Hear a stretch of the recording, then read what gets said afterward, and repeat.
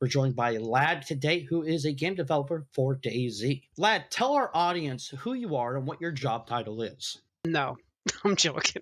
So, hello everyone. I am Lad, or rather known as Jamie. My position in the DayZ team is junior artist. So, what kind of made you start this journey from being just a player to a media creator to modder and then finally a developer for Bohemia Interactive, the makers of DayZ? It just kind of happened, I guess you could say. I was a really passionate player back in Alpha. I got the game, and I still remember the day I got it, the 3rd of March 2016, and I played so much Alpha, absolute so much of it. And then when it came 1.0, I started doing more screenshots. I was kind of doing them in Alpha, but I started doing more screenshots, more media kind of stuff. Dabbled in some streaming, which, I got a small following, but it wasn't anything spectacular. And then, in fact, it was you who got in touch with me to do some media for our server, New Dawn DayZ. And then we had the idea of making some solid fuel tablets, and you taught me the basics, and I caught the bug, just kept making more stuff. And I don't know, it just kind of happened, I guess. But to be fair, I did always want to be a video game developer. I just did not expect it to actually ever happen. It just did, I guess. So I guess that's a good question here is did you ever have any game developer positions before or skills before you had the position that you have now? No, absolutely not. I did want to go to university to do that, but I ended up not doing it and instead tried to just get a job. But I never studied it. I didn't even know how to use Blender around about 5 years ago. I tried to do the typical donut tutorial and my brain could not wrap around it. And now, well, I use it every day. Was it always kind of like a far off dream, or did you actually have like a if I can't go to university, I'm going to do these steps to go to this dream? No, it was always a far-fetched dream. I was quite content at the time to just try and get work, just like a normal job, pay the bills, normal people things, pay taxes, all that boring stuff. But once I caught the modding bug, I don't know, it just kind of happened. Like I said, and just going from one thing to the other, learning more things to do with DayZ's engine specifically in their workflows.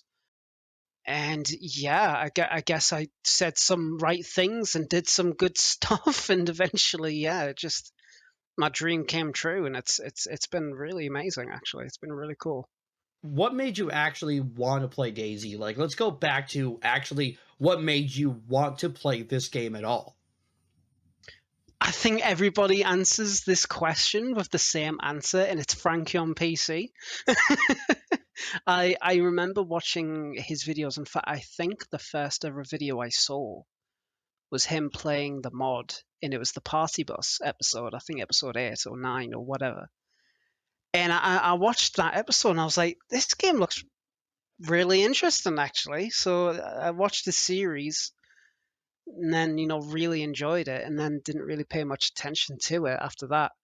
And then I don't know, I found the series again, just watched it more, done a bit more research, and then I was dating my ex at the time, and I kept going on and on about it. And eventually, she got me the game on that day, and yeah, and then I just kept playing it. And obviously, it was nothing like the mod, but damn, it was a good game. It was good times. So just to make sure I understand this recap well, you saw a cool video, you thought it was really cool, talked about it so much your ex bought it to shut you up, and then you just played it and got hooked since then. Yeah, pretty much. Pretty much, I guess. Yeah, yeah. I guess nothing's really changed. I still talk about the game. I mean, I work for it now, but yeah. What made you go from playing the game to actually making your screenshots and media creation? Well, I was playing DayZ RP at the time when I first started doing it, and there was a media thread, and I think, there was a chance that depending on the quality of your screenshot, it could be on the website. And back then I was like major into the role play scene, really big into it. So I don't know, just kept trying different things. And then, I mean, back then you didn't have this stuff like the editor. And yeah, I just kind of really liked doing that. And I learned Photoshop doing that and Paint.net mainly. But I learned those kind of softwares, and learning how they work with the colors and everything like that kind of helped a lot with the modding side. But obviously, we'll not talk about that right now. So yeah, I guess I just wanted my screenshots to be seen by people. I guess I just wanted people to look at them and be like, "Oh, that looks cool."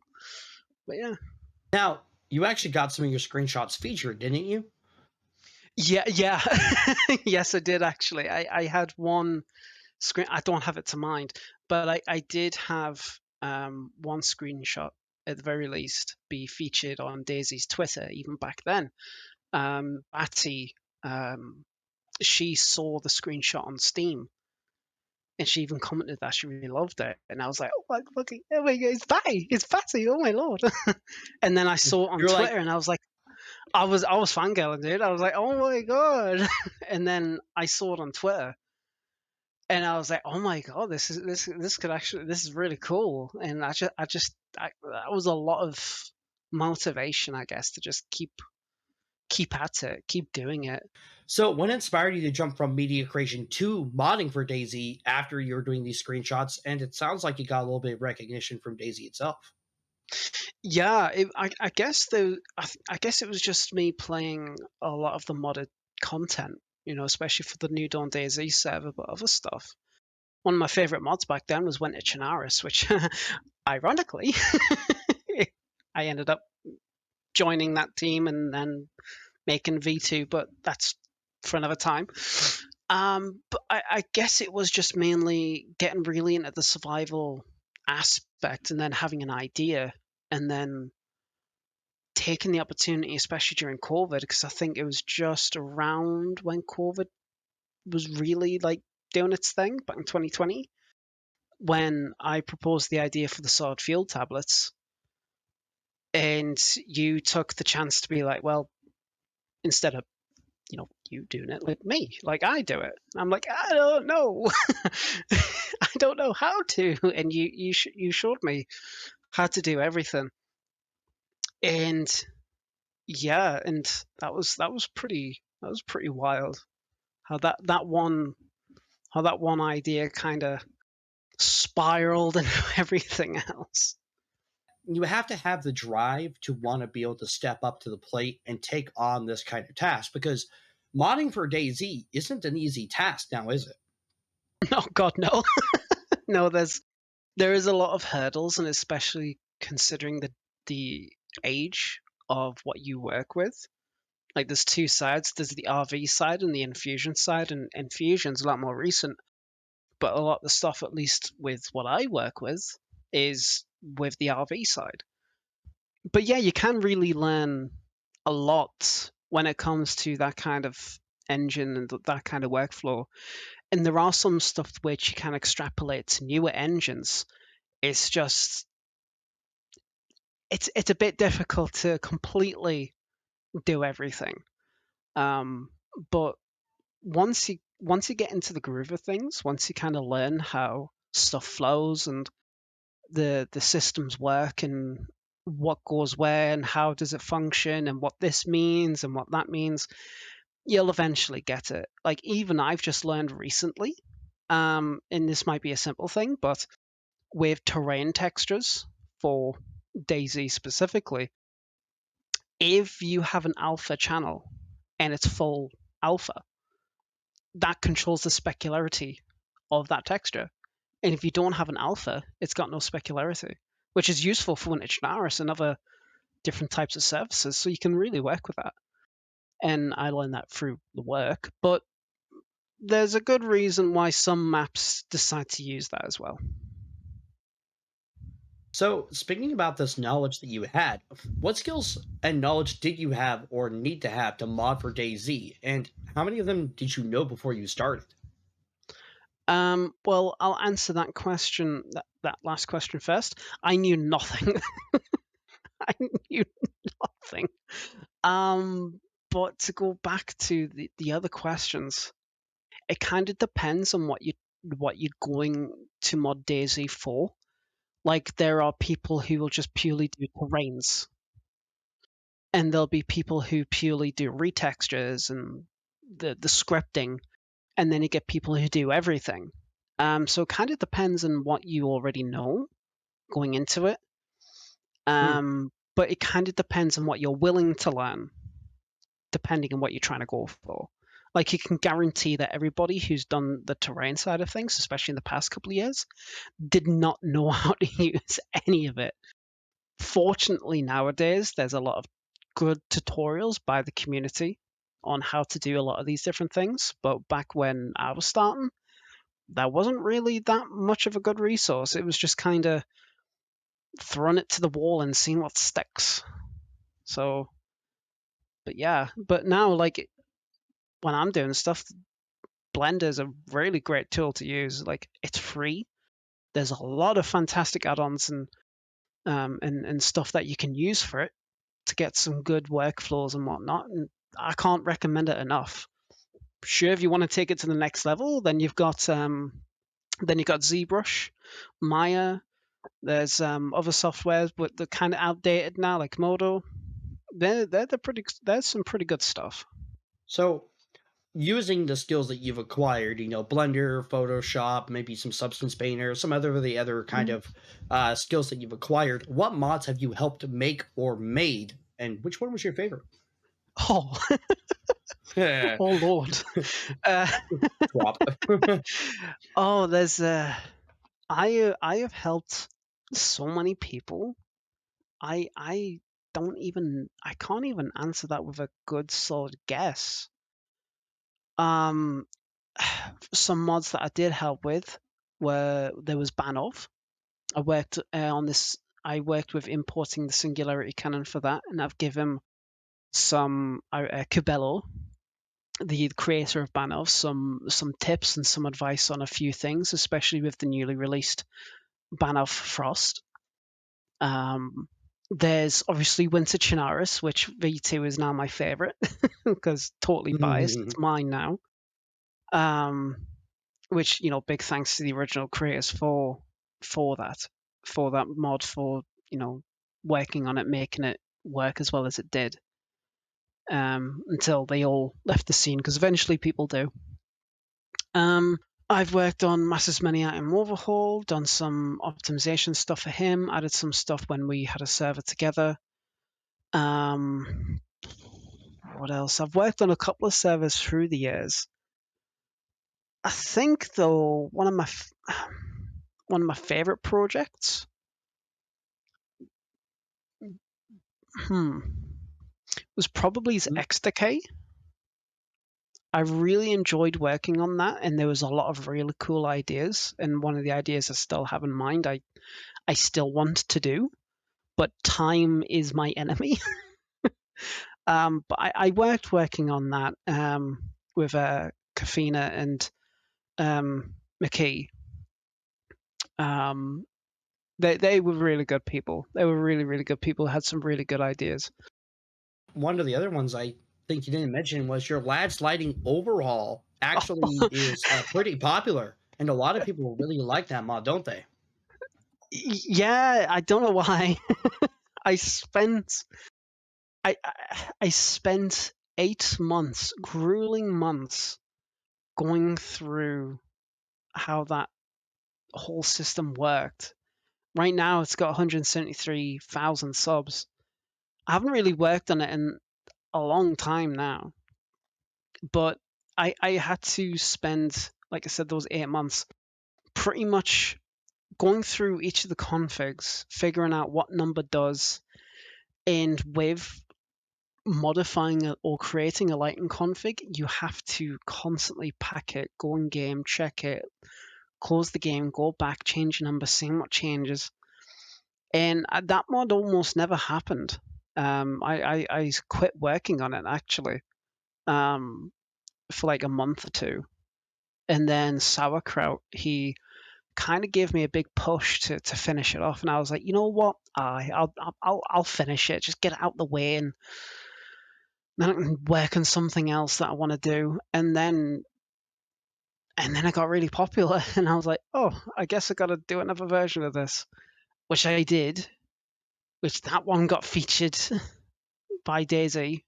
Do you think the mods that you helped make or contribute helped with your career in game development?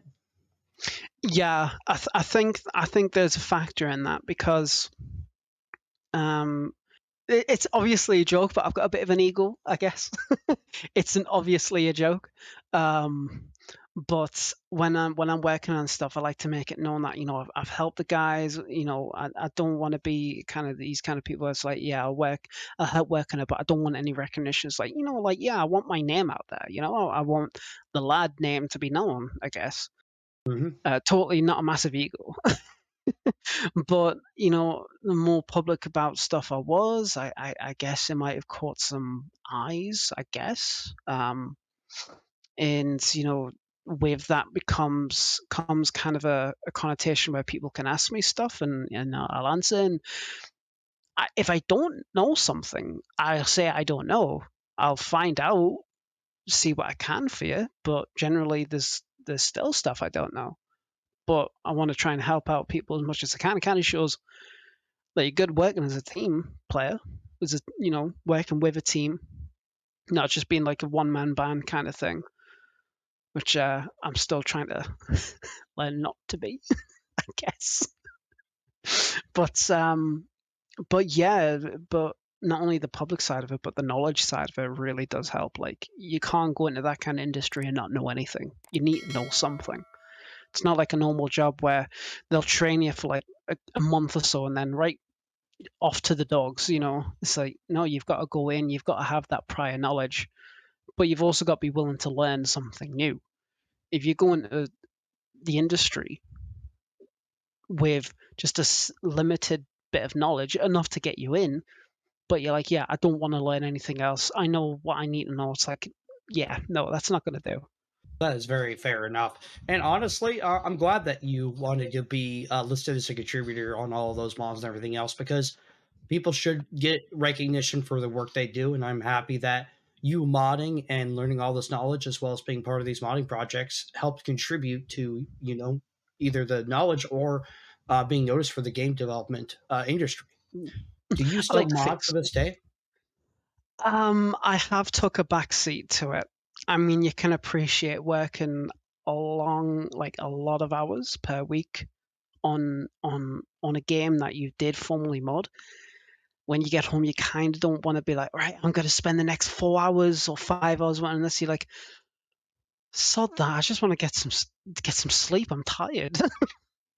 I do try and help though. I do try and keep open with questions and whatnot. I like make people aware that you can still ask me stuff. I'll still try and help, but I'm taking a step back from a lot of different things, public, like publicity and modding and whatnot. So but I've got some ideas that I want to do for 2025 and 2026.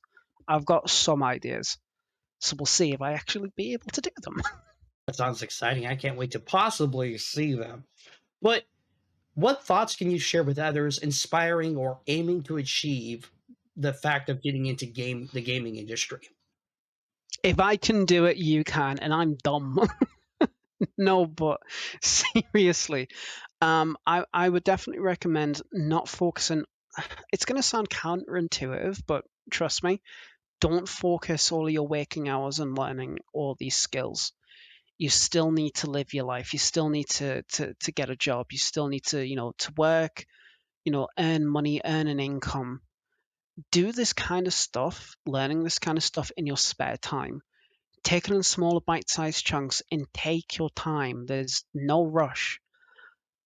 I never thought I'd be in this position at this age. I mean, I'm 28 now, so I guess it's still relatively young-ish. I don't know. I'm starting to get grey hairs. I don't like it, but but just take your time. and really think about exactly what you want to learn about the skill sets you really want to get into. Like if you want to be more environmental, like environmental artist, maybe look up some mapping tutorials with some more modding engines. Um, if you're really into DayZ, then Terrain Builder, there's some good tutorials out there. I think Grandpa is one of those guys who's done one of the most popular Terrain Builder tutorials. There's also the Infusion Modders Discord down. They help people out, different subjects, different matters. They also help out. But yeah, I think the main takeaway is take your time, take it slow, don't rush into it. Get your paws in and mod for something.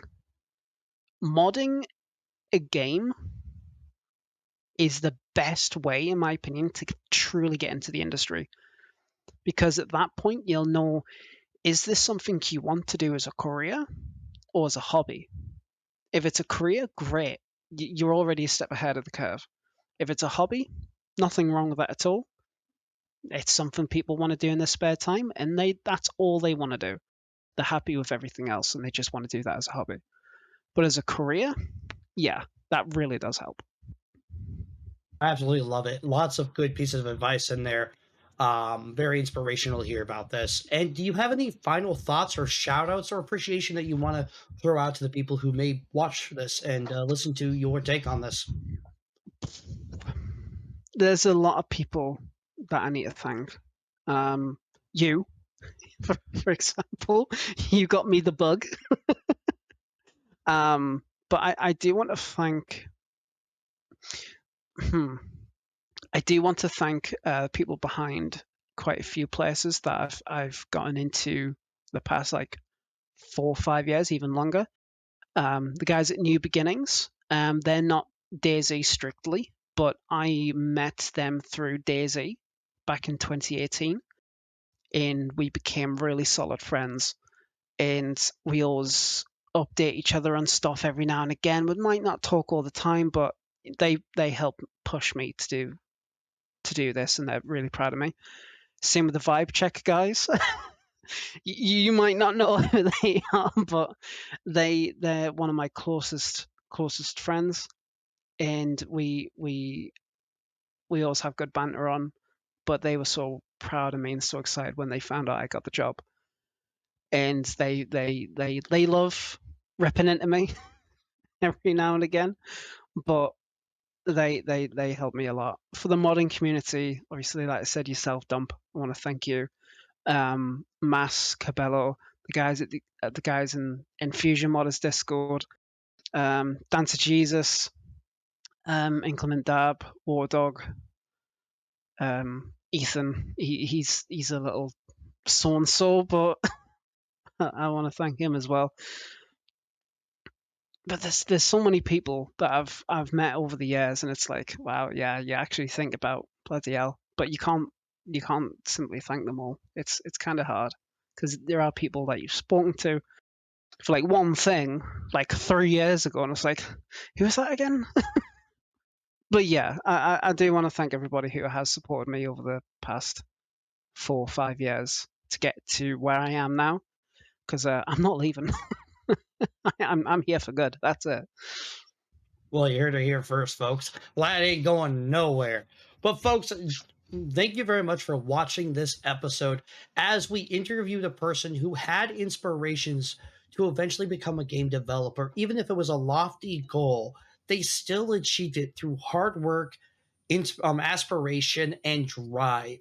Remember, at the end of the day, folks, it doesn't have to be DayZ. Any game that allows you to do some creative outlet could eventually mean you may eventually work there. Thank you very much for joining the State of Survival podcast and our interview with Lad, a game developer for DayZ. Ta-ta for now. Take care, guys.